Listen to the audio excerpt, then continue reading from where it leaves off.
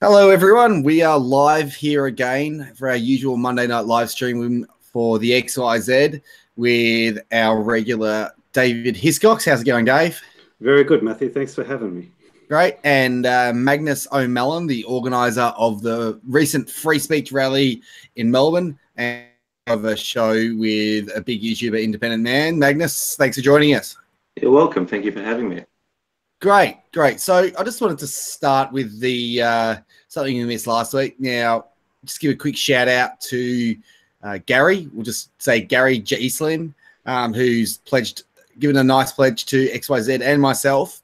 So I really, really appreciate that, mate. Hopefully you join the live stream later so you can ask your questions and I can acknowledge you live. But if not, hopefully you'll watch this live stream later. I really, really appreciate that. I've already told you that I was thankful, but I thought I'd give you a bit of a shout out on air, even though, as you said, it's not necessary. I wanted to do that as well.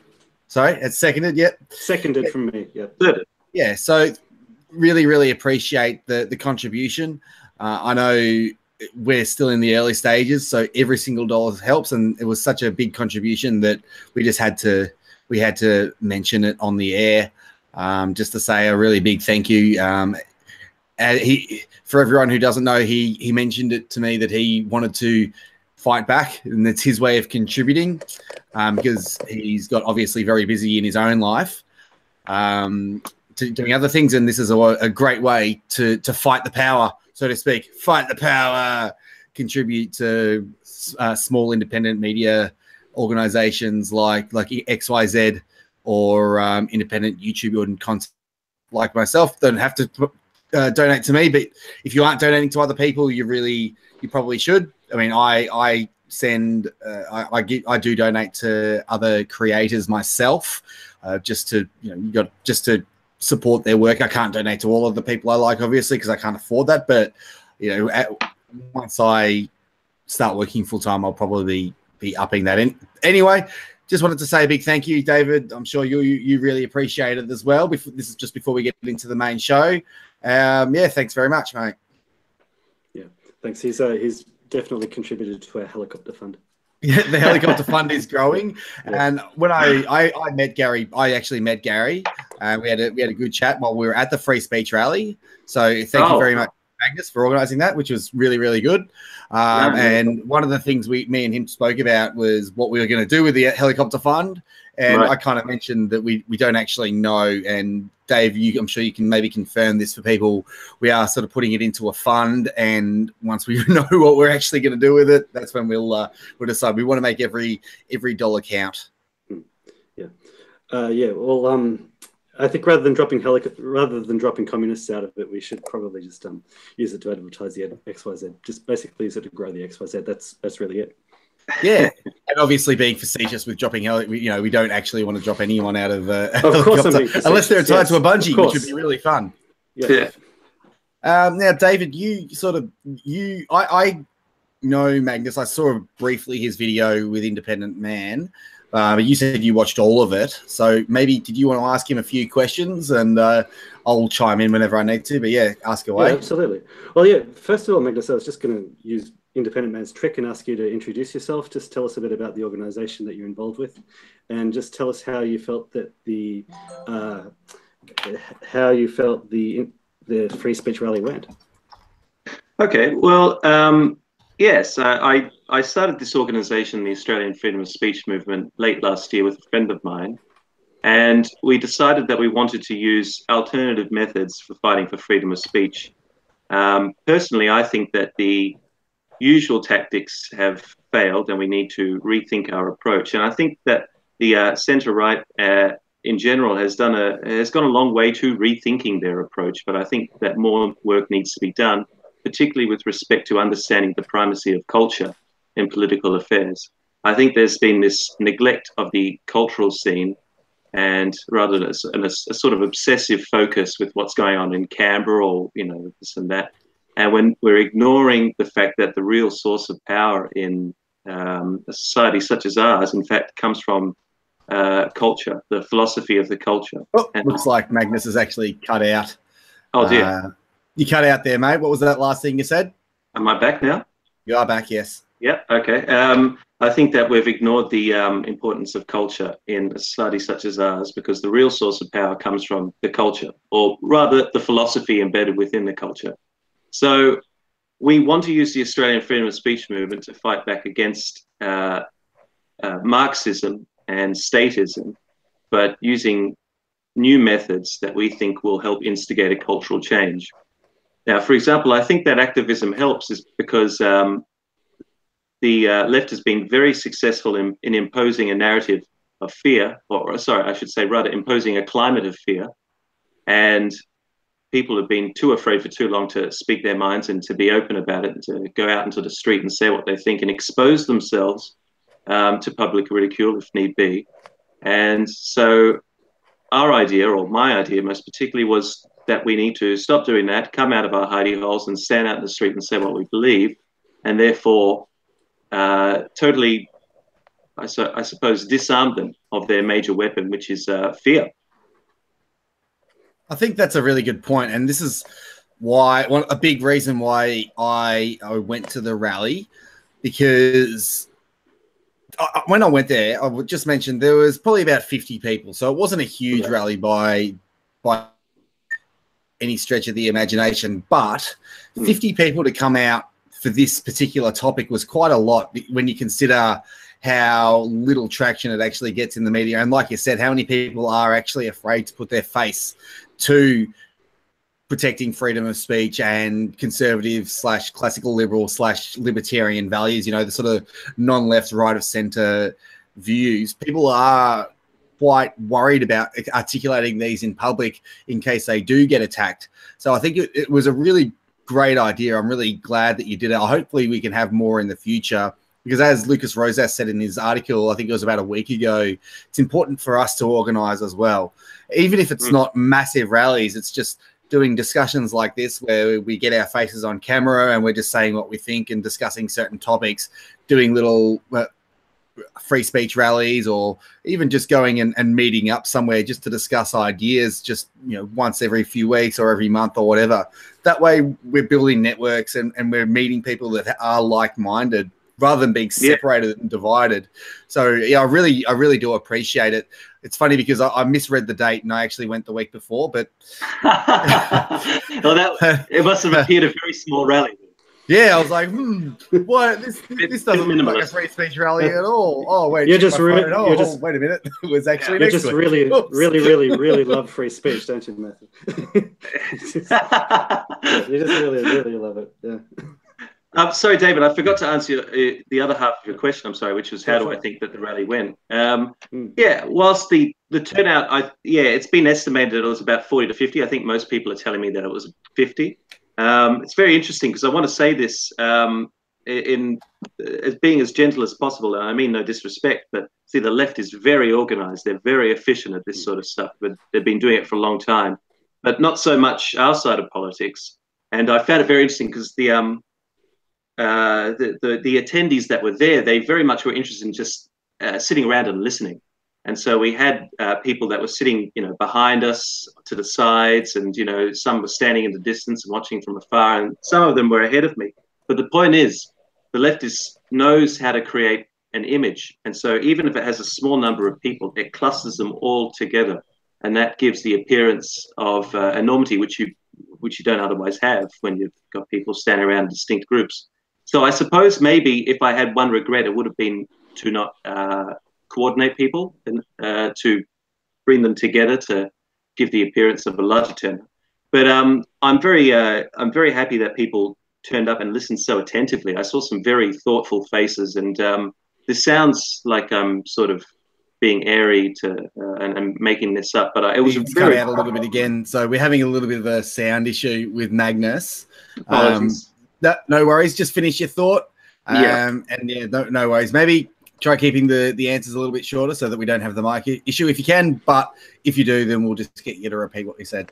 Yeah, no problem. So I just wanted to mention quickly that there was one man there who said that he only got an email from, I think, the Australian Taxpayers Alliance the night before, and he got his whole family onto the train in the morning to turn up for the protest in the afternoon. And he came from Central Victoria. And, you know, dedication like that, it really makes you think that I'm not alone, and there are other people who believe in this just as strongly as me. Yeah, definitely. Definitely. And the one thing I want to add just to that is I'm not sure if you've watched any of my content, but I did a vlog of Milo's tour. So David was the star of the show, obviously. But we did a vlog of that tour, and one of the things that I really got out of that talk was how many people are really annoyed at the way society is going and willing to come out and listen to people's views and get behind people like Milo Yiannopoulos, who is that really flamboyant, out there kind of guy. And I thought it was so. Again, this comes back to the thing where people are getting doxxed and being shamed for having all these wrong think views and all that kind of thing. And there were so many people who just came out and said, you know what, stuff the media, stuff the left. We're going to come and watch this guy. And there were protests there. And the thing is, those protests made the night. Like, they made the night amazing. So again, we should really be thanking them for their efforts, because if they hadn't protested, it would have been interesting. I mean, it would have been fun to watch Milo talk live, but it wouldn't have had the same effect as it did when all these Nazi fascist idiots outside were calling us, ironically, Nazis. It just proves your point. Yeah. It just proves your point. I mean, exactly. They just lend credence to your argument. So, I mean, the more of it, the better, as far as I'm concerned. I'd happily invite them along to the next rally. Like, I mean... Yes. Yeah. It's really interesting the way you're talking about the reactions of the behavior of the people at the rally. Like, it sounds like they were all quite shy. Like, I think from what I saw at the Milo rally, like, people were a little bit more pumped up because there are a lot more of us. But it's interesting that you sort of talk about that way, and like it links in with a few of the other things that you're saying. That I think a lot of us people on the right, like, there's been a political awakening over the last few years, and you can see that with the re-emergence of Pauline Hanson and Jorge Bernardi's got his own party. You see, Dave's sound cut out. We're not really having a very good day, Dave, with the live stream today in terms of the connection. But we're really sorry about the internet connection. But yeah, do you want to just finish your point there, Dave? Sure. If I can cut it like right to the point, then. I think what we're seeing here is right-wing activism or conservative activism, libertarian activism in its infancy. And I think that the more that we do things like this, I think we're going to get people who are just more and more confident and just more energetic about it. Mm-hmm. So I think you basically just got to keep putting these sorts of things on. Yeah. So that's great. So we've spoken a bit about Magnus. Now, you were filming the talks, were you? I saw that people had cameras, and I believe you had a microphone. Like, did you have a chest microphone and all that kind of thing? Oh no, that was a bit too TED Talk for me. We just went the standard microphone. No, the Unshackled, the online blog, they were filming the event, and they've got the speeches all up on YouTube now, so people can see them if they wish. Okay, fantastic. That's basically what I wanted to know, because the main topic of today is a really big topic. Now, sorry to not make you the center of attention like we would do with a lot of other guests, but you've done a lot of things and there's a lot of your work out there. And you did the talk with Independent Man, but I'd really like to get your contribution today, is obviously for a really, really important topic, one that our mainstream media has pretty much flat out ignored to their undying shame, just proving how horrendously incompetent they are. And that's the genocide in South Africa against white people.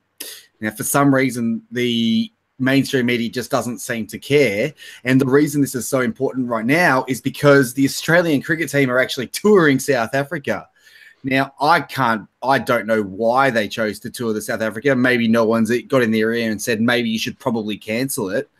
But I think the Australian cricket team, if they had any kind of morality to them, would turn around and say, you know what? We don't like what's happening in this country right now to white people. This is a racist genocide. This is an ethnic cleansing, essentially, by communists. That the Australian cricket team should turn around and say, we won't be playing anymore because we don't approve of the actions here. And we want the Australian government to call out this disgusting, despicable act, these despicable acts by the South African government, who now are planning to appropriate white people's land with no compensation. Meanwhile, people are getting tortured and killed in their homes and seeing their kids get tortured and killed, and nobody's saying anything about it because for some reason white people being killed in South Africa isn't newsworthy. I would have thought it would be extremely newsworthy, the fact that there is an entire ethnic group in a country basically being targeted for death and torture and had to have all their entire livelihood taken. And not only that, they are targeting white people, but the result ultimately will be a lot of people starving to death, because the same thing will happen in South Africa that happened in Zimbabwe, where all these farmers who know how to farm the land will get taken off their land. They'll put people in there who don't know how to farm it, and all of a sudden the country will have no food. I know there's places that are already running out of water, but the country will run out of food, and it's going to end up being a humanitarian disaster unless something is done right away. And I think Australia turning around and saying, we won't be touring this country because of what you're doing would be a really, really good start. That's a really interesting point there, Matthew. If there was any justice in the world, if there was any sense of just equivalence, then the Australian government would do what it did to the apartheid regime. Like there was the sports boycott for quite a long time. That's a really good point. It may not be happening. Well, it's happening now. It's happening right now. Like it's happening right now. It's happening right now. On average, one South African farmer is attacked every day. Or it might be even just one South African farm is attacked every single day. Yeah, I think every day. Yeah, every day someone's attacked. I mean, the murder rate's through the roof. Yeah, and South Africans are getting. The thing is, it's like the fact that it's government sanctioned. Really, ultimately, it's government sanctioned. The government's not doing anything about it, and they come out and they've said, you know what? We're just going to take white people's land and not give them compensation. And they voted in favor of doing that. And nobody said anything. Meanwhile, like you said, there was a boycott of South Africa regarding apartheid. But during apartheid, there were black people begging to get into South Africa because it was so wealthy. Yeah. And now you have people, I would imagine, are going to start begging to get out. I know there are a lot of white people who just wish they could get out. So this is another solution that we could do, is just to offer all white South Africans refuge in Australia, should they so want to. I mean, there's some refugees that we should actually take. There is actually a Twitter campaign starting up. I know we're going against the idea that, we should be organising real life. We should be doing that too. We should be organising rallies in the streets about what's happening to the white South Africans. There's a Twitter campaign like bring the Afrikaans here or something along that, which is being advertised. Well, which is being put around. Like we'll put that. When we publish, like we'll put that in the thing, the Twitter hashtag. Because Twitter hashtags solve all the problems. Well, that's I think if someone was to organise a rally, like a proper march for this, I would definitely get on board. I sent the Prime Minister an email because I don't know, it was all I could think of doing at the time. But I'd be happy to do a lot more. And speaking about it right now in the live stream is a little bit more, but I think that we could do more if everyone who sees this goes and sends the Prime Minister an email, tells your friends about it, spreads the word, even just direct them to this live stream. I know it's a little bit like, share and subscribe, but I do that all the time anyway. I know it's a little bit like that, but it is really important to tell people what's going on in that country. It is horrendous. It's an absolute atrocity. And not only is it an atrocity, but there are people turning around and saying, oh, well, it's all white people's fault because of apartheid. I mean, that is absolutely horrendous. That's a really important thing. It's the attitude of people regarding what's happening to white South Africans is one of the biggest issues that we've got to confront, because I've spoken to people who are saying, oh, well, now the boot is on the other foot, and now they're complaining about it. There is a certain lack of sympathy for the plight of South African Boers. Yeah, we really have to challenge that. We have to shame people over it. Sorry, you were saying, Magnus? Sorry, David, and you're absolutely right. We do have to shame people over it. We have to stop being as nice as we have been. I was going to say that Malcolm Turnbull is unlikely to do anything about it except offer a few pithy, sanctimonious words in his self-admired grizzly baritone. He cut out again. Just for record's sake, future, if you are doing a live stream, then it's really important that you that you maybe have a microphone that works. I know it's not your fault. It's not your fault. Sometimes it could be the actual. It could be the live stream. It could be the connection. And Matthew, I think it's just the connection. I'm having no trouble hearing him. He hasn't been cutting out to me. Oh, he hasn't been cutting out to you? Have I been cutting out at all? No one's been cutting out to me. No. Okay, fair enough. Yeah. All right. Just keep on going. Yeah. Just keep talking. But it might be just on my end then. That's okay. Fair enough. Thanks for telling me. Sure. That's right. I'm not sure where I got up to, but I think Turnbull's unlikely to do anything because he doesn't really care about things like this. I mean, the reason that we're not getting this response that we should be getting from the mainstream media or from leaders of public discourse at the moment is because not only is this not anti-Western, and they're really only interested in that which is anti-Western, but also this is them. This is in fact what they advocate. They advocate for the West this same sort of collectivist, racist thinking, deeply prejudicial against whites. They want to make whites the next scapegoat of their totalitarian regime, just as the Jews were in Nazi Germany and just as the bourgeois were in Soviet Russia. So this is exactly what they have planned really for the West, and so they're unlikely to focus on it too much. But I was going to offer the suggestion, in fact, I think it was, I'm not sure who mentioned Zimbabwe, but a very similar situation happened in a place called Equatorial Guinea, which suffered from the same sort of anti-Western, anti-intellectual approach taken after colonialism ended there. And the country was perhaps, you could say, even worse than Zimbabwe. It just it fell into absolute economic, intellectual stagnation and disaster, and it still has not recovered from that. But Africa has suffered from this sort of tribalism and collectivism for a long, long time, and it's not true to say that it's the West's fault. Everyone will always try and bring back the West in all of these things, but if you want to know the real reason for Africa's current stagnation, in fact, it is this tribalistic, collectivist, and even Marxist approach, which has dominated politics and many political leaders since colonialism ended. For example, you had Colonel Mengistu in Ethiopia. Although Ethiopia was never colonized, he still took a Marxist approach. You've got, I think it was not Zimbabwe and Idi Amin in Uganda, and now we're seeing this sort of same approach here. And this is the real reason why Africa is so poor. In fact, it's because of Marxism. But of course, you're not likely to hear about that in the mainstream media because, well, because Marxism. Because exactly, the mainstream media are Marxist. South Africa during the Cold War, they were essentially surrounded on all sides by communist regimes. They fought a war against the communist regimes next door. Right. And so the communists around the world were supporting the ANC and Nelson Mandela. Nelson Mandela was a communist, and they were supporting them because they were communists. It's like, if you look at what happened in South Africa from a geopolitical point of view, basically the South Africans got cut off as soon as the Soviet Union collapsed. Like, while the Soviet Union was in existence, the West, we needed South Africa. Once it was gone, the cultural Marxists had been laying the background for years to like against the ANC, against the whites in South Africa, and it just became politically expedient to just cut them off after the Cold War was over, and well, the results have been disastrous. Yeah, it is that.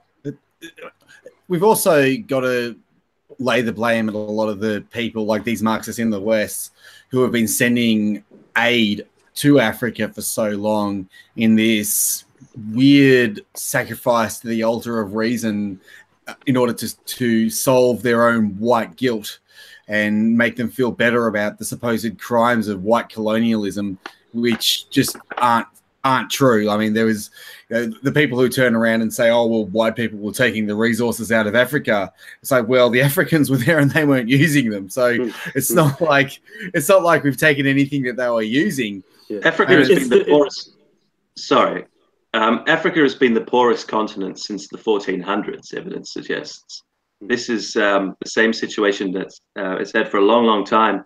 And in fact, actually, there's good reason to believe that per capita income among Africans in general went down between 1960s after colonialism and the early 2000s. Now, why did that happen? Well, partly we are actually to blame for that because of our protectionist measures against Africa, but also this Marxist approach to the economy that many African nations took. And that's a story that you won't ever hear, but it's an important one.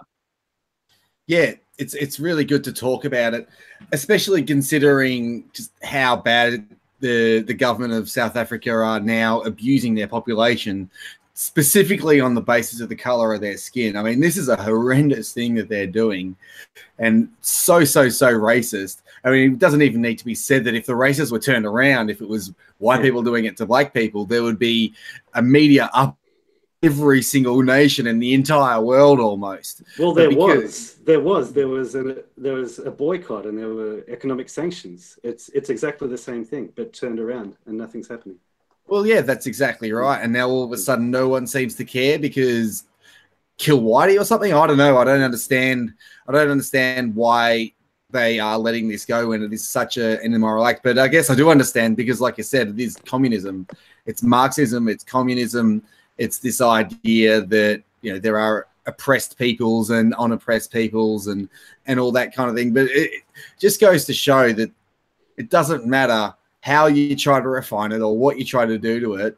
Marxism, aka socialism, fascism, communism, Nazism, all these Marxist derivatives, they always result in mass abuse of people, mass abuse of innocent people, whether it's one innocent group like, you know, like the business people in Russia or the Jews and gypsies and all that kind of thing in Germany, or whether it's white people in South Africa or just everyone in Venezuela, where people are eating rabbits and rats and all that kind of thing. It doesn't matter where it takes hold, but Marxism will always kill people at the end of the day. That's just the way the algorithm's built. Marxism fails because of people. Therefore, the algorithm takes people out of the equation. It kills people ultimately. One interesting question from this is that what's going on in Africa, well, Africa in general and South Africa in particular, is an inability to consider the long-term consequences of your actions. If you go along with the arguments of the bell curve, then you'll say that certain people just don't have the IQ to actually take long-term consequences into account.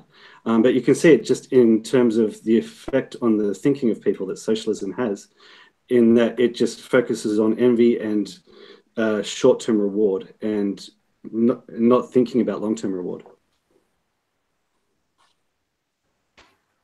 Yeah, sorry, Magnus, you answered the question, mate. You're the star of the show today. Oh, sorry. Yeah, no, I absolutely agree with that there. And in fact, this inability to see the broader picture is it pervades this sort of collectivist approach and Marxism in the economy. It pervades it immensely. Consider, for example, the notion of tariffs, for example. And now many people might support tariffs. I'm just saying it's an example of collectivist thinking.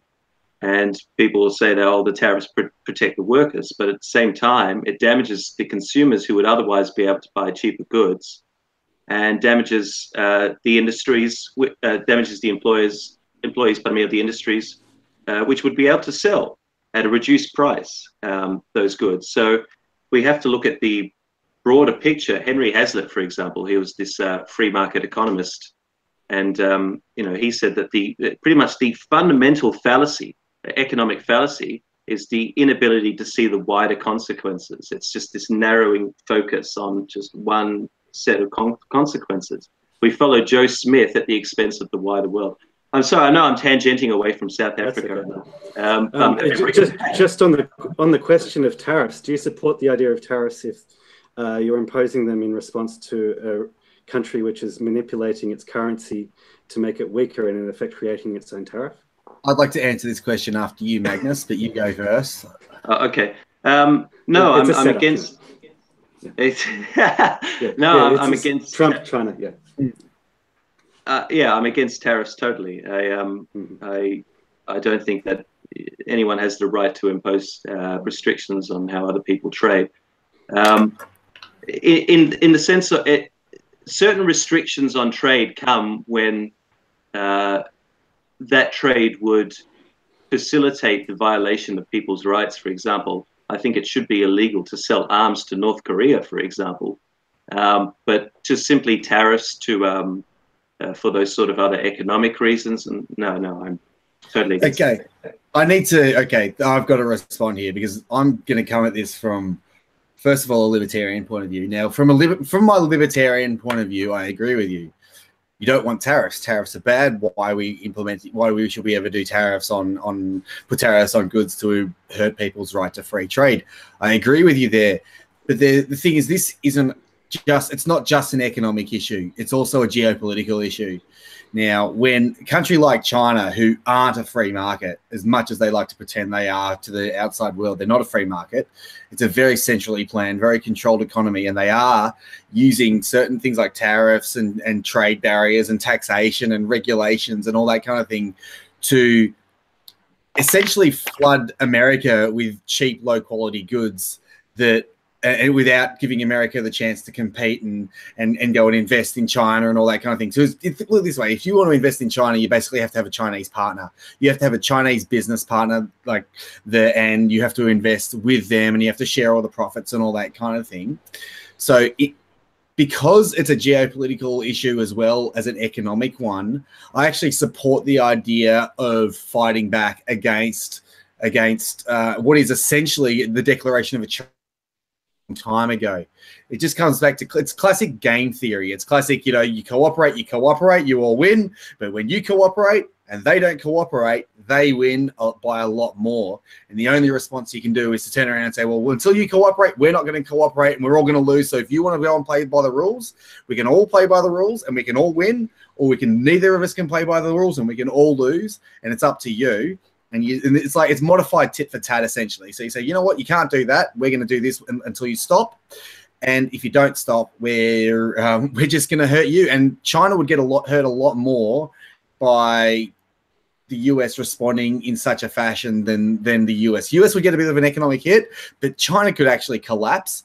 Now, I heard a few ideas about why Donald Trump is sort of threatening this trade war thing. Is maybe he's actually going to use it as leverage for action on North Korea, and that is a potential thing, because if the Chinese are smart, they are not going to want Donald Trump to put these tariffs on their goods, because it will really, really hurt their economy quite substantially. And again, because it will hurt it so much, it could potentially collapse their economy, which in the long run might end up resulting in a liberalized China.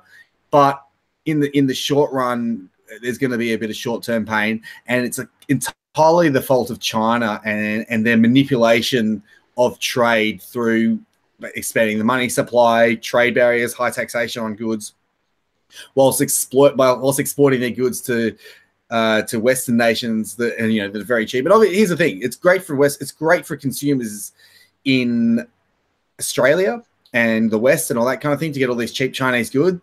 But it's not good for Australian manufacturers and Australian businesses, because it makes it a lot harder for Australian businesses to compete. And that's because there's not free trade. It's not free trade, and it's not a free market capitalist society in China. So it's really, really important to not just look at it from the libertarian point of view, which I totally agree with, because in an ideal world, there would be no trade barriers, but it's not an ideal world. And you do have to recognize the reality of the situation, that you're dealing with what is essentially an authoritarian, hostile nation. Whilst they're not openly hostile, they are doing things which are hostile to our interests. And it's important that we recognize that and move to remedy the situation, rather than just saying, well, I want my cheap Vegemite out of China. You know what I mean? It's like, you got to look at it from the entire point of view, rather than just I want cheaper goods or just an economic thing, because if we play it right, it could end up being a lot better for everyone. Because we could actually get real free trade, which would be a lot better than what we've got right now with China. Do you want to go, David, or shall I make it? No, you please go. I told you it was a setup.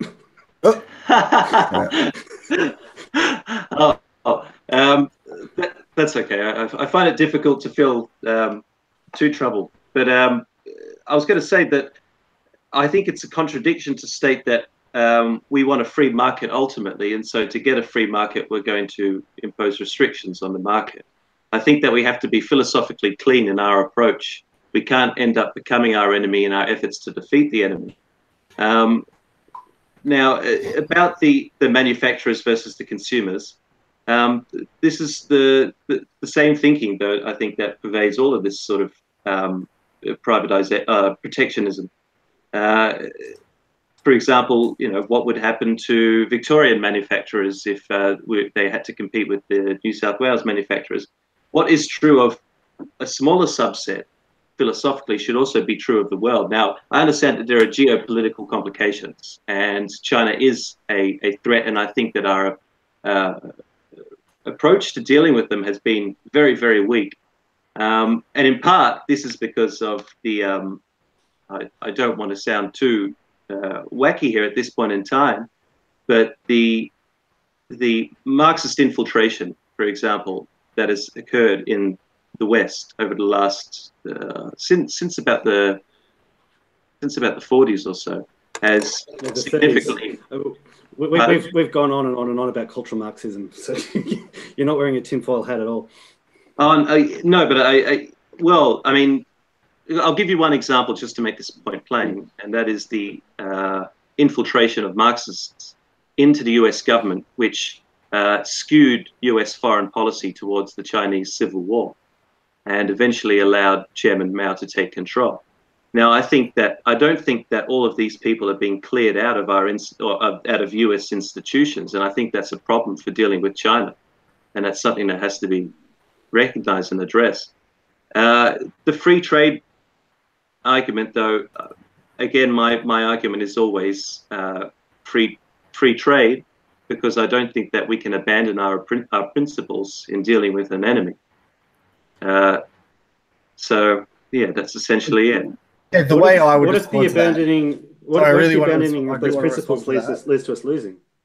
That's the thing. It's like, it's not free trade. If it was free trade, you'd have a really good point, but it's not free trade. It's like them trading to us for free, but we're not trading to them for free. So it's hurting us. It's hurting manufacturers and businesses on our side while they're getting all the benefit. Yeah, look, again, you're totally right in that you don't want to abandon your principles, but at the same time, it's like, it's sort of like saying, well, if they're going to punch me in the face and punch me in the face repeatedly, then I'm just going to stand here and take it until I'm beat on the floor black and blue and I have to go to hospital. No, there's a point in time where you have to turn around and say, well, if you're going to punch me, then I'm going to punch you and I'm going to defend myself. And I understand the argument. And look, I'm totally in favor of free trade, but it's got to be free trade for everyone. Otherwise, it's got to be fair and free. Like, it has to be totally free across the board, not, well, so it's right now it's just balanced. It's like this. It's like, we got the free trade up here and they're weighting the scales in their favor to benefit the Chinese, essentially the Chinese Communist Party, rather than the Chinese and, a few Chinese manufacturers and all that kind of thing to give them a much stronger benefit over ours. And look, while I totally agree with you on principle, obviously, because I believe in free trade, free market capitalism and all that kind of thing. But it's not free trade when one side are putting massive tariffs and barriers to investment and barriers to trade and the other side isn't. That's going to strongly benefit the side that do have those barriers to imports while they're exporting their goods and, they're producing, they're exporting, and they're taking in the money and they're able to add to their economy. Meanwhile, we've got this big trade deficit. And every time we want to sell something over there, we got to go through this barrier and that barrier, and we got to talk to this official and talk to that official. What I would want, and it's not selling out your principles either, to say, well, you know what, what's good for everyone. I want to set up a situation that's good for everyone. Right now, I'm getting screwed. So until I stop getting screwed, I'm going to say, no, you have to do that. We're going to pull the plug and say, no. If you want to have a fair trade, if you want to have a fair and equitable system, which is truly competitive, where the best products and the best services win out, then sometimes you just got to turn around and say, no, you can't do what you're doing. It's like I said, it's modified tit for tat. It's like, yes, we want to cooperate, but if you stop cooperating, we'll slap you until you do cooperate. And then when you cooperate, we can all benefit and go and have a great, wonderful free trade and peaceful situation going forward into the future. Well, we keep talking. There's this language of we. Quite frankly, I just disagree with it. I mean, there's this language that sort of we are at a disadvantage to this and we this, but the consumers, as you conceded, are greatly benefiting. The Australian consumers are greatly benefiting from their trade with China, but the manufacturers might not be. But this is basically it. We have to respect the rights of an individual to trade. And just because you're trading with someone who is treating someone else unfairly or is causing economic damage to someone else, that shouldn't get in the way of you being able to trade with someone. So yes, no, I'm a purist in terms of free market economics. Yeah, yeah. So yeah, again, I agree with you on principle. I certainly agree with you on principle. Unfortunately, I'm looking at this from a pragmatic, this is how it is situation. And you look, it's great for consumers when you've got all these cheaper goods coming in, but it's also important to remember Say's law. Remember my video, the first law of economics, Say's law. It's the first video that ever did well for us. And that is that an economy is made stronger by production and not by consumption.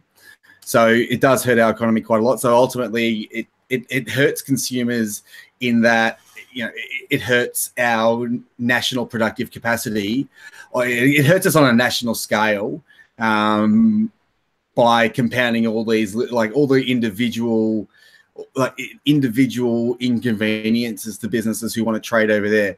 So ultimately, here's the thing. Ultimately, it's not like it's an overt. You can see an overt effect on our economy, but if there was genuine free trade, you definitely see a big benefit to Australian jobs and manufacturing and our trade and all that kind of thing. I mean, look at all the manufacturing jobs and manufacturing businesses that are gone now in Australia. I mean, it wouldn't be fair to blame that on China and all that kind of thing, but it is it is a factor of many factors that have hurt our manufacturing industry. And that is, you know, the fact that there's so many cheap goods coming out of other countries that, you know, and it's hard for us to compete when it's free trade coming in, but not free trade going out. So I think we have to look at it from a pragmatic standpoint, whilst keeping those principles that you articulated in mind and understanding that, yeah, you're right. You are right. I'm not saying you're wrong, but the situation isn't an ideal situation, unfortunately. And what we should be really doing is looking out for what's best for absolutely everyone. And not just consumers getting cheaper goods. Could I come in on this from another angle? Yeah, go ahead. Because what we're really talking about here is just there's a conflict that's going on between individualism and collectivism, and we can see it in some of the pushback on the right. From the right to Jordan Peterson's ideas, like where he's very, very focused on individualism. And the argument that's made, and it's kind of reflected in the argument that I'm hearing between Matthew and yourself, that if one group is working as individuals, but another group is working collectively, the advantage is going to be on the side of the group that's working collectively, because they're always giving preference to each other, the in-group preference to each other, even if it's not necessarily for their own benefit. As a group, they're lifting themselves up. And so if you have a group of individuals who sometimes they preference the opposition, but sometimes they preference themselves, they're going to be preferencing the opposition more. And so then they're just going to fall behind. And they can tie back to South Africa, which I'll leave that for later on.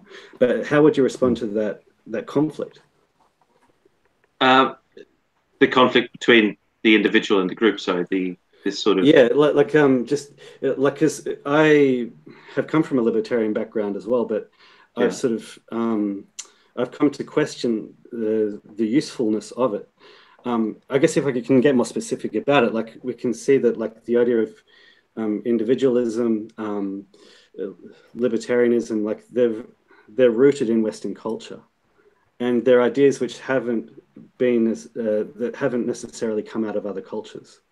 And so we've had a universal approach in applying like individualism, but that idea doesn't always take on in other cultures. And so we say, oh, you should act as individuals, and they're like, okay, but then they still preference each other. Well, I think I might just sorry, sure. I might respond to it just very quickly if I can, just by also addressing a point that Matthew made, which is the principled pragmatist divide. Now, I believe in principles because I think principles are pragmatic. I think that principles are practical, and it is when you violate a principle that inevitably will lead your society down into further. Principles are your guide to how you act in the world, and I think that when we abandon them, it skews our moral compass, and it skews our ability to, I suppose, I'm not sure if I'm saying this correctly, but we have to ultimately keep the principle of individualism in mind. And there's this idea that there's a principled pragmatism divide. It's principles that the rejection of principles that lead to economic destruction and military dictatorship. We have to see it's difficult to see these effects sometimes, but abandoning principles is, in other words, I think, just the kiss of death. And yeah, I'm not sure if I can state this really succinctly. I'm feeling a bit the time pressure here.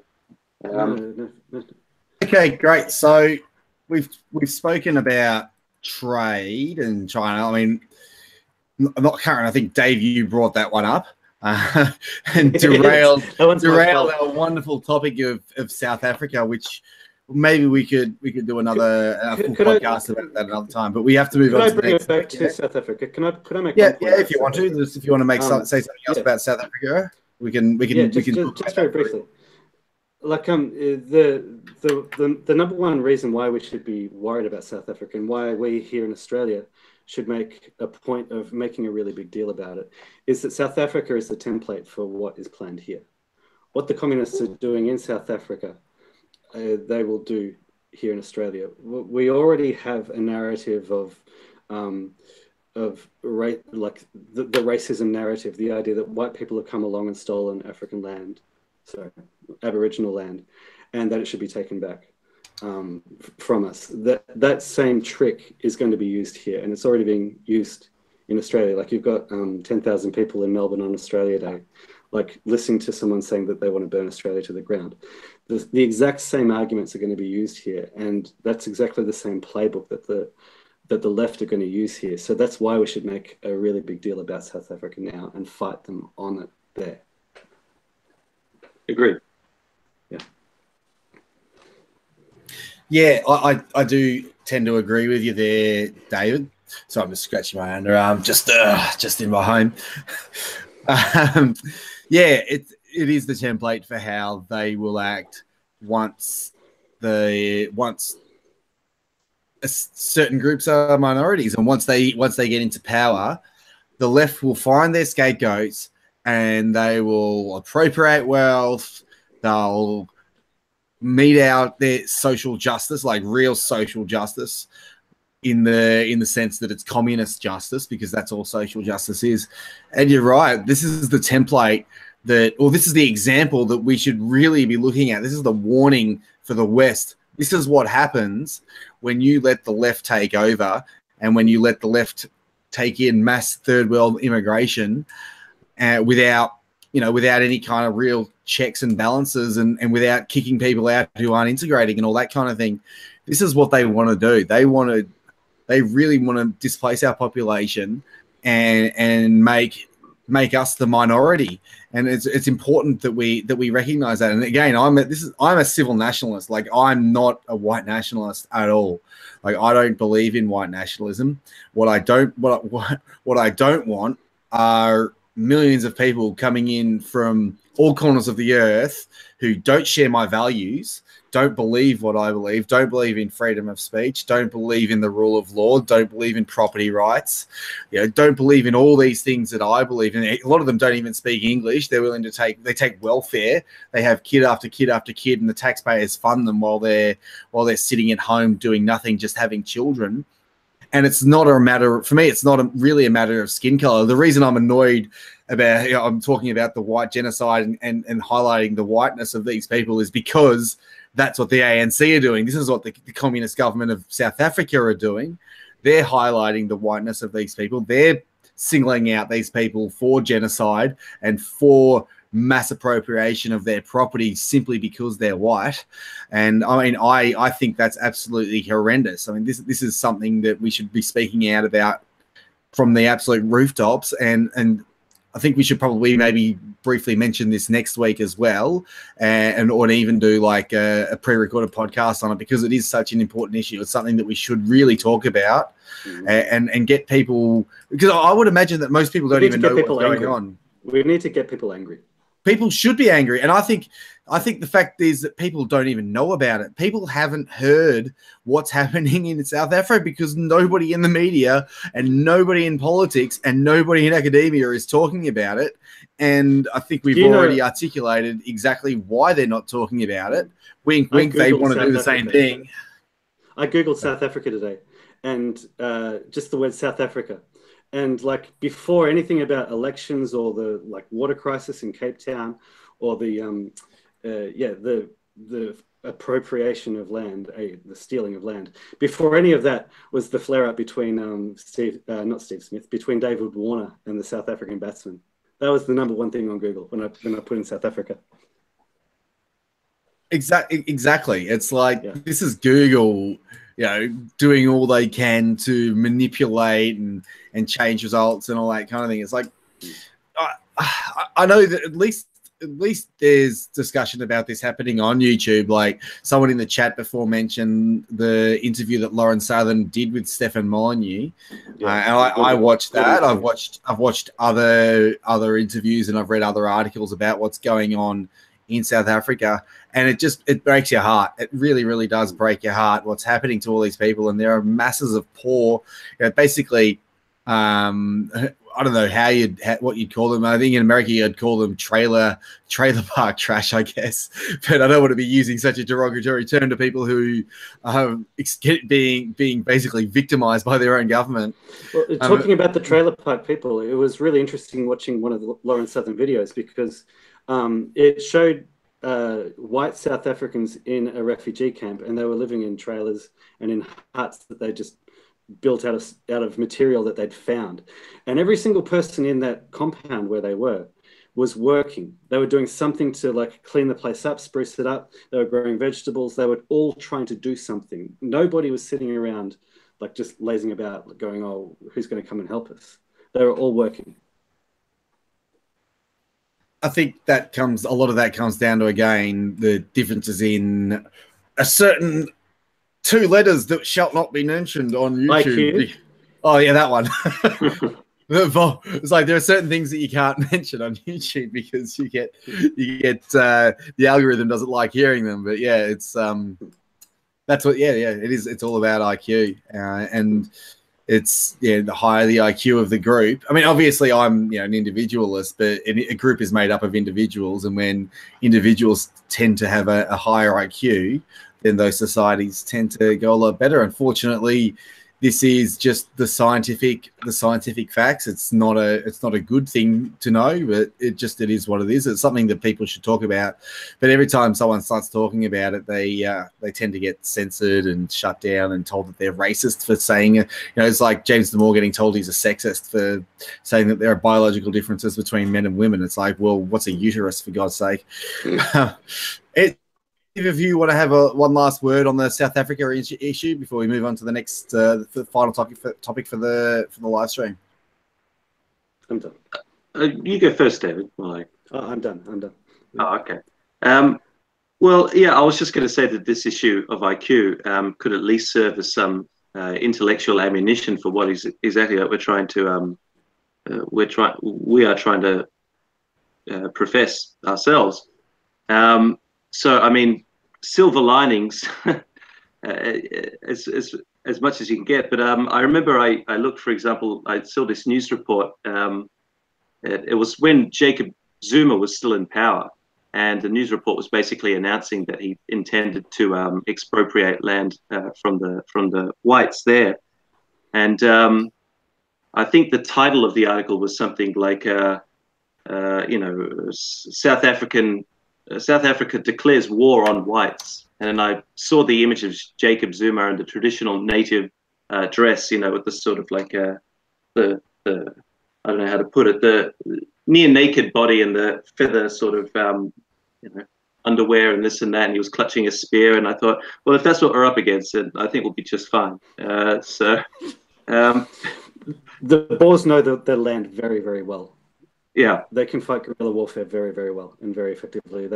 They wiped out entire British armies 100 years ago. They know what they're doing.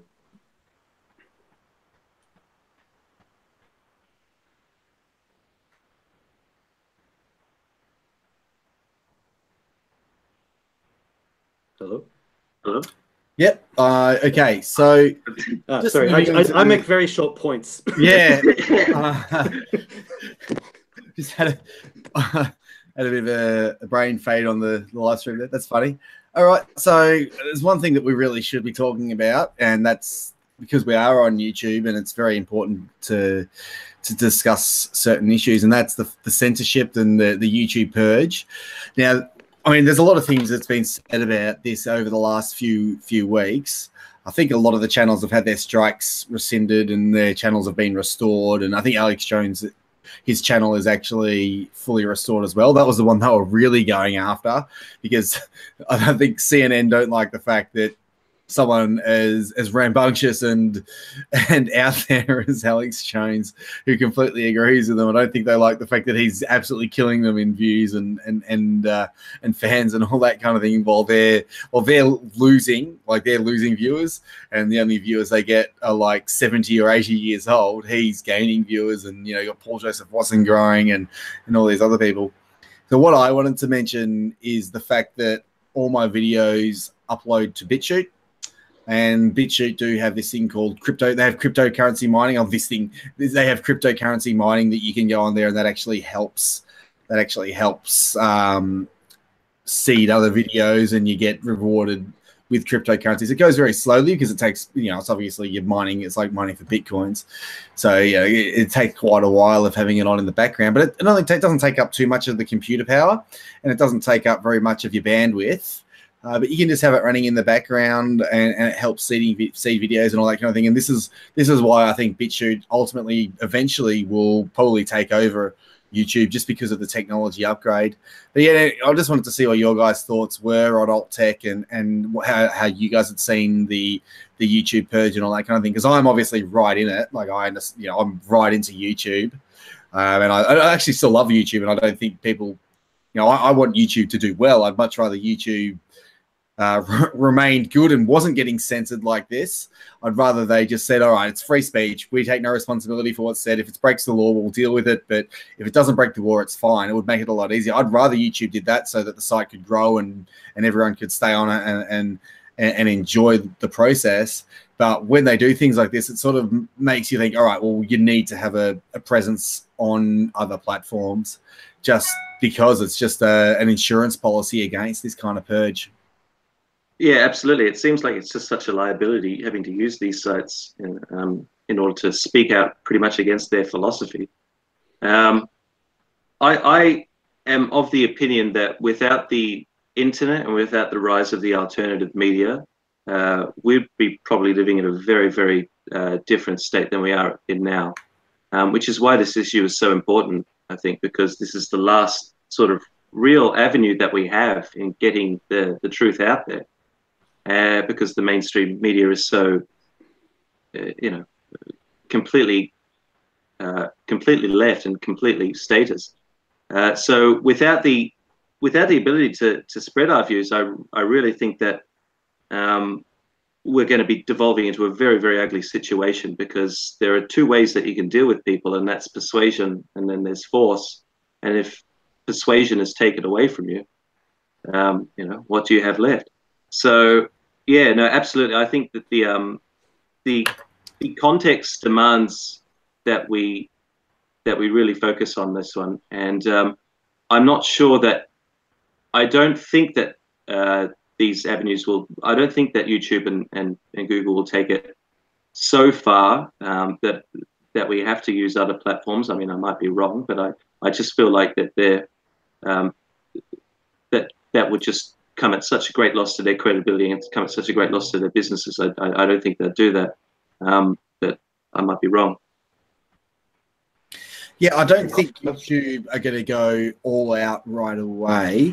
Now, there's a couple of things. One thing was mentioned in chat, and that's the Southern Poverty Law Centre, and also the Anti-Defamation League is another one. They have been listed as trusted flaggers by YouTube. So what's happened, what most people believe, is the SPLC have come out and gone and just mass flagged a whole lot of videos that they disagree with. So basically, YouTube have made the "it's my first day" argument. It's my first day defense, and a lot of the videos have been restored. A few haven't, like Suit Yourself hasn't been restored. I mean, he was a bit of an edgelord though already, but still, I don't think nothing he said was illegal, and I don't believe he was saying anything that was really hateful and all that kind of stuff, even by my own definition of hateful. Obviously, the left believe that hateful is anything they disagree with, but I mean people like saying, I hate you and I hate this person, I hate that. I don't think he was saying any of that. So there are a few people that have had their channels removed who are maybe approaching the edge of the TOS, and YouTube have just decided, no, we're going to get rid of them. But I mean, guys like Suit Yourself, I mean, he has a second channel which he's rebuilding and all that kind of thing. But it is just the fact that it's a risk. The fact that it's even there hanging over your head just means that you need to have videos on other platforms. And my videos automatically upload to BitChute.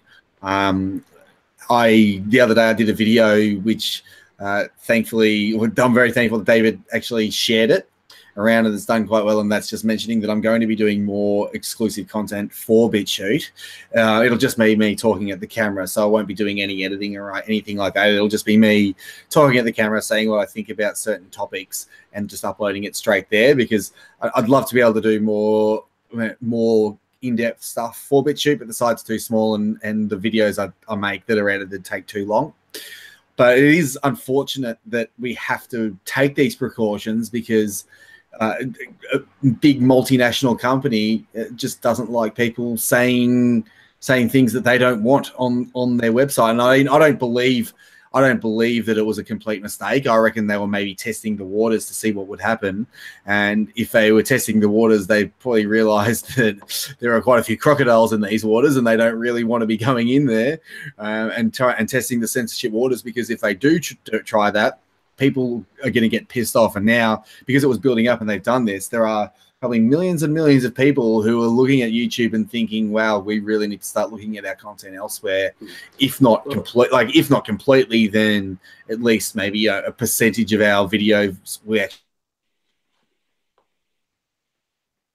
most of my views, most of the videos I should say that I watch, and most of the content I consume will still be on YouTube, because it's where all the creators are and it's where all the best content is. But I do look at other websites, and I do look at BitChute. There's actually really cool content on BitChute that's really edgy and really interesting, that would never be allowed on YouTube, because YouTube doesn't actually support freedom of speech.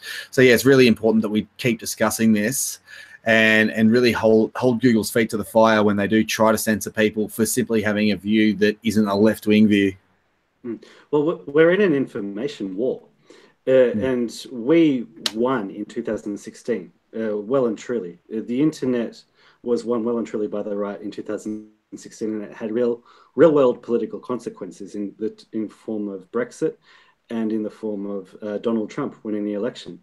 And so it really was only a matter of time before the powers that be, because before the powers that be decided to do something about it, because the big internet companies, as you say, they share the same values as the political elite across the West. They're open borders, globalist, they're and Marxist, and so it was only a matter of time before they really decided to crack down. The tricky thing is we've been predicting the end of YouTube and Facebook for a while, but they're still going very, very strongly. If a critical mass is going to build up, it's taken quite a while. Like, do you guys see how do you guys see the future of YouTube and Facebook? I see Facebook as dying. Facebook is dying, actually. I don't see Facebook lasting another 5 years. It might, but Mark Zuckerberg just sold $500 million worth of stock, and I think that'll tell you everything that you need to know. Last year, the activity on Facebook dropped year on year. So people aren't using Facebook anymore, especially the younger generation. They refer to it as a stalker book. Yeah, well, it's a crap site. It's a crap site. It's only good for sharing ideas, and they censor the sharing of ideas. So it's basically good for nothing. Obviously, you're still on it, and you're still able to, I don't begrudge you for still using it. I mean, I'm still getting a bit of a benefit from sharing my stuff. I take the bans and the restrictions just in their stride. Like, I factor that into how we operate. And as I said, I was expecting it to happen. And I'm not surprised because, as I said, we're in an information war and we're using their own medium against them. I was just going to say, I find it interesting that a lot of these websites are sort of starting to reflect the political paradigm here. Like, for example, I think Jordan Peterson mentioned this in his interview with Kathy Newman. Like, YouTube is primarily a male domain, and he mentioned, I'm not sure it was, I think BuzzFeed or something, which is apparently quite largely female. And I've heard this this complaint made about Facebook is that Facebook is a left domain. That's a domain for the politically correct left. So, I mean, in terms of predictions for these websites, all I could offer would be potentially that you're going to see them start to even more reflect the political divisions that we have. And yeah, I mean, you'll probably see the alternative sites like Facebook or arise for those on the political right, I suppose, potentially. I'm not sure. Yeah, I think that you may be on the right track there. It's really unfortunate that that's even a possibility, because what I find really funny, this is what I really makes me laugh. Twitter, so Jack Dorsey from Twitter the other day made a 10-tweet spiel about how he wants Twitter to be, more inclusive and this and da-da-da-da-da. We want to foster a community and good speaking to each other and all that kind of thing. Twitter is one of the most censored websites on the planet. And if he thinks that censoring people and banning people because they have political views that the left don't like is somehow going to foster anything but division and sending people who he disagrees with onto a different platform, then this guy is on the craziest level of drugs that I could possibly imagine. There is absolutely no way that censorship of people with political views that the left disagree with is going to do anything but divide people even more. And it's funny when I see the left talking about, oh, well, we need to stop people being divisive on all these platforms, da-da-da-da-da. What they really mean is we don't want anyone who disagrees with us to be allowed to speak on these platforms. And ultimately what they really want is for no one to be allowed to speak anywhere unless they have the preferred view of the left. Unfortunately for them, America still has a First Amendment, and free speech is still valued in a large part of the world, especially the Western world, even if the governments don't value it. So people are just going to set up new websites everywhere. And I reckon BitChute has had one of its biggest growth spurts ever. Like they recently just had two Paul Joseph Watson and Sticks Hexenhammer got to 10,000 subscribers. And I've noticed a few of my videos have had a lot more views over there as well. So all this censorship does on BitChute. On BitChute for Paul Joseph Watson's got 1 million, but Sticks Hexenhammer got to 10,000 first, and he's only got like 200,000 subs.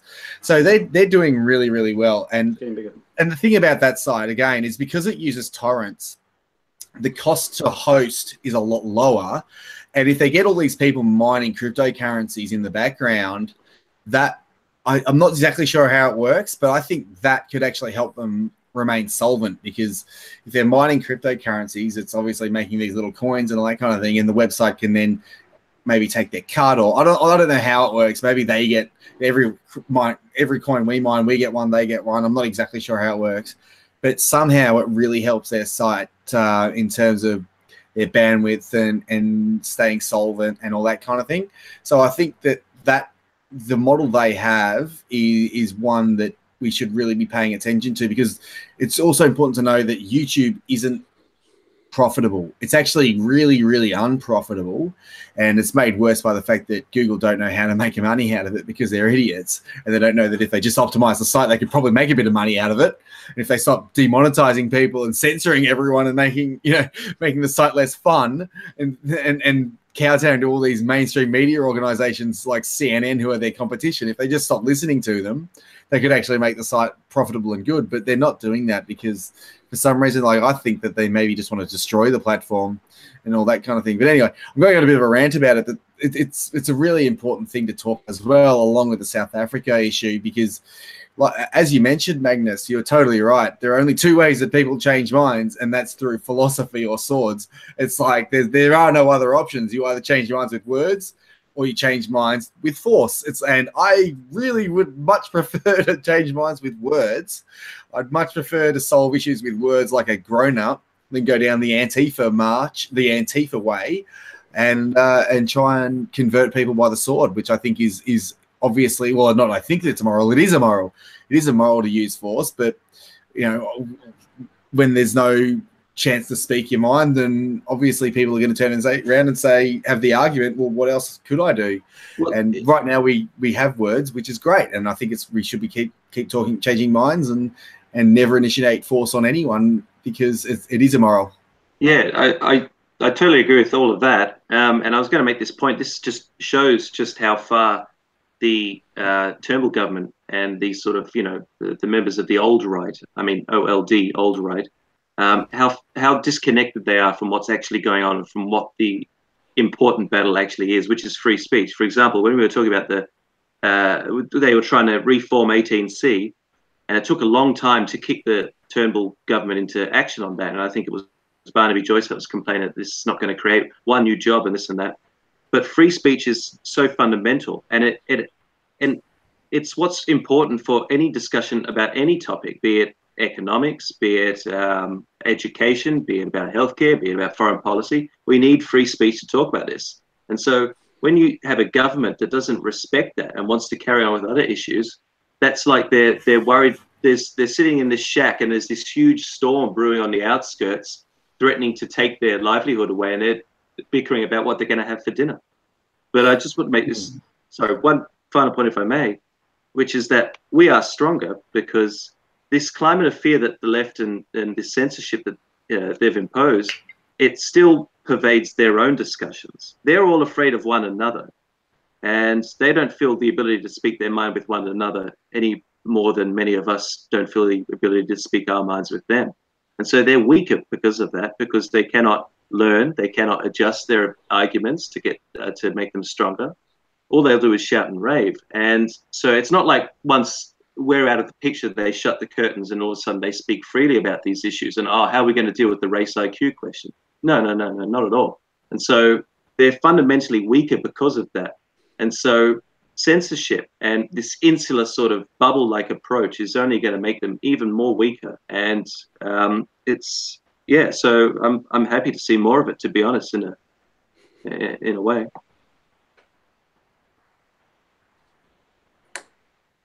Yeah, and you really nailed it there. And one thing I would add to that is it's actually a good way of finding common ground with people who you may otherwise disagree with.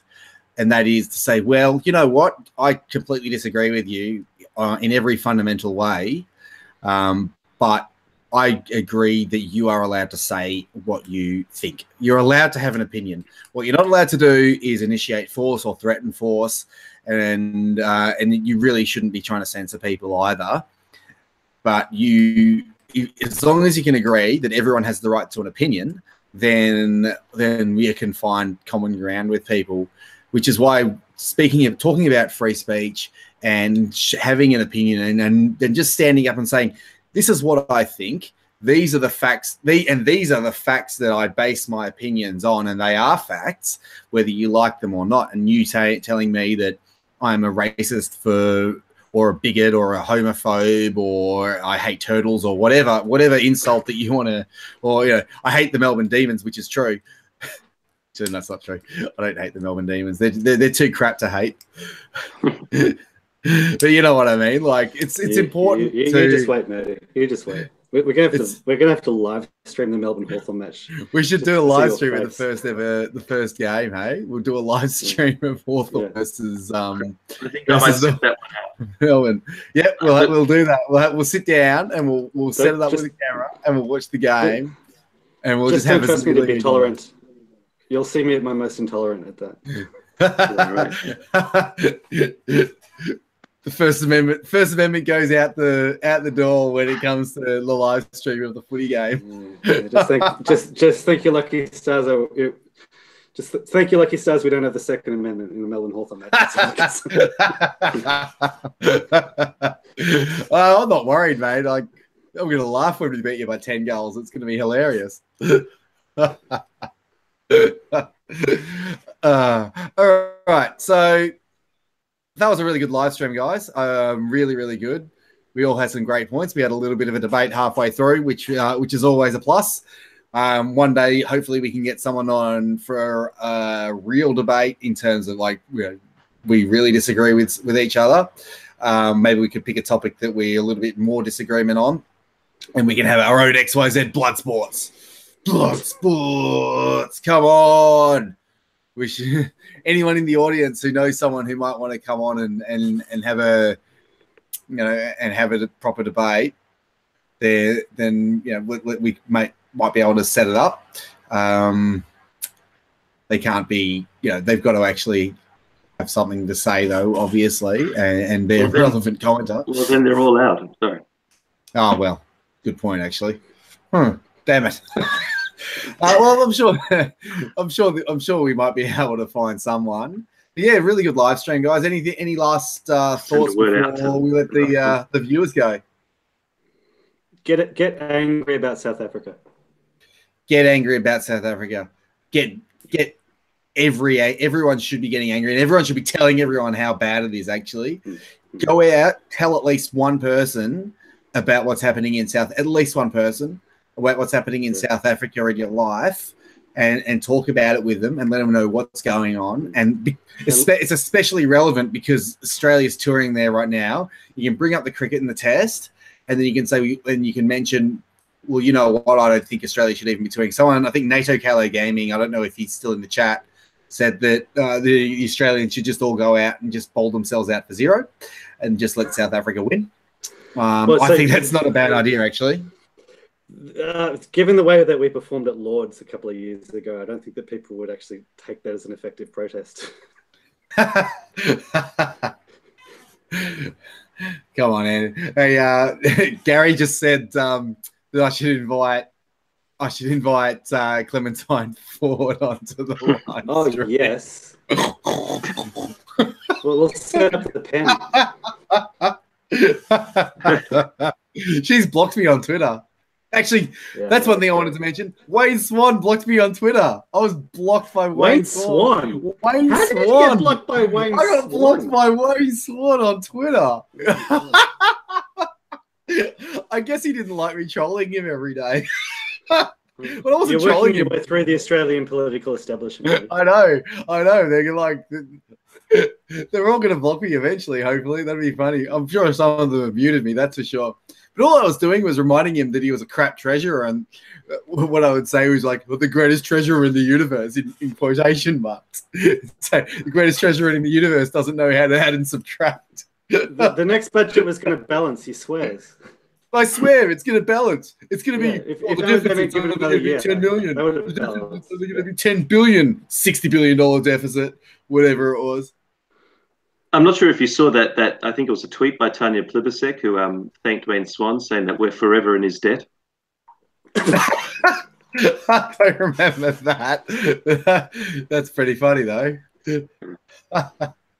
Gary just asked why I was following Wayne Swan on Twitter, and I just wanted to troll. Like, duh. We'll have to troll. Know thy enemy. To shitpost, really, just to like remind him that he was wrong about everything, and he doesn't understand economics, and he doesn't like that, obviously. All right. So, anything else? Sorry, maybe I'll make my final point observation. Yeah. If we're going by the insider's terminology, I'd say yes, get angry about South Africa, but also get angry in general and stop being nice as much as you can. And it's time to stop being friends with people. Good point, and something we could probably talk about in another live stream if you're happy to come on in the future. I'd be delighted. Thanks, guys. Thanks, everyone in chat. Your name too much already. Really enjoyed this live stream. Plenty of questions, plenty of comments in the chat. Just remember, it is on every week. I think it seems to work better when it's at 9:30, so we'll probably leave it at 9:30 from now on. Excellent. I'll talk to Dave about that one. It's better for Dave if it's 9:30. Tune in next week. Tell your friends about the XYZ live stream. Thanks again, Gary, for your contribution. You're an absolute superstar. I said I'm going to try and do that topic that you asked me to do, but I don't know. I'm not going to, he asked me to do solar tariffs, but I'm not totally up to speed on that, so I'd have to make the time to do research. Anyway, great work, guys. Great chats, everyone. I'll see you when I'm looking at you. Thank you. Cheers. Thanks very much.